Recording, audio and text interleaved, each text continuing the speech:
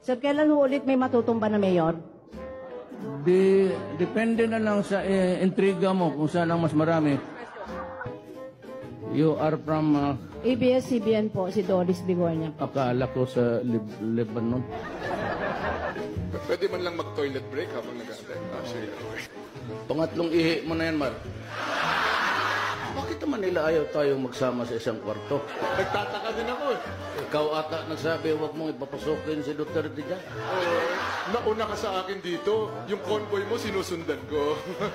Ako maski na sino makasama ko sa kwarto, basta matino. Ako na yun. May we acknowledge the presence of Governor Davide, Congressman Luigi Quisumbing, Congressman Advincula, Mayor Tommy Osmeña, Attorney Mike Toledo, Mr. Lourdes De Vera, Secretary Ace Durano. Wala akong nakilala dito.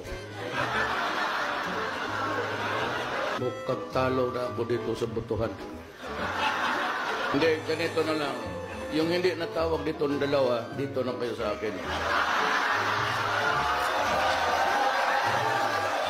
Ito, tingnan mo itong binigay na, tingnan mo ha, pag ginanong ko, alcohol, yan. Kaya ako, kanina pa ako, sige, naglalaro ako, nag-enjoy ako na pati Sprite, alcohol, Ito si Bong. Sige siya napanood niya yung gimmick mo doon sa... Sabi na, tignan mo talaga si Sabi ito. Sabi ko, huwag mong gawin. Baka hindi totoo yan. Totoong patulog-tulog siya, pero... We can only say good luck and may the next mission be accomplished. Pupunta rin ako dito kasi nandito si Vice President. Kung saan siya nagapunta, nagpasunod-sunod ako. Biyuda kasi. Annolled ba ako sa... annolled ako sa asawa. Ma'am, balita ko may... Do not be offended, pero yung sabi nila, hindi yung totoo. Awa na po ako sa inyo, mahal na Pangulo. Tigilan niyo na po ako. Ano pong gusto niyo sa akin? May gusto po ba kayo sa akin? Sir, Senator De Limas was asking if may gusto daw po ba kayo sa kanya.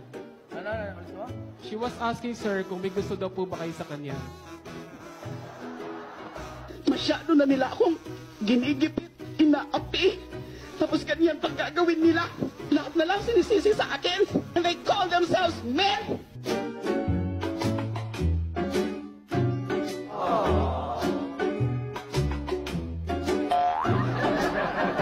Doresa was valedictorian, pag-graduate. Puro yan sila valedictorian. Puro valedictorian, Kair, good lawyer, So, tignan mo. Tignan mo ang buhay.